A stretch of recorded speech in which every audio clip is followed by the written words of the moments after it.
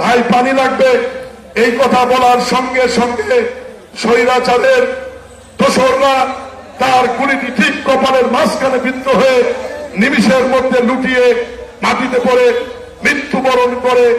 এই মীর মুগ্ধ হৃদয় বিদারক দৃশ্য।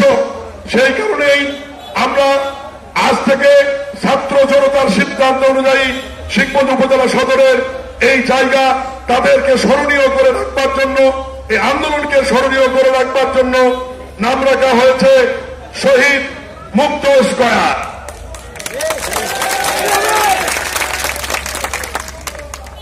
তারেক রহমানের এই যে সিদ্ধান্ত, আমাদের প্রিয় নেতার এই সিদ্ধান্ত সাথে যে আমরা একমত যদি থাকে, আমরা সবাই হাত তুলে সমর্থন করবেন, সমর্থন করবেন। ধন্যবাদ। বিএনপি হচ্ছে জনগণের দল, জনগণের সমর্থন নিয়ে বিএনপি রাজনীতি করতে চায়।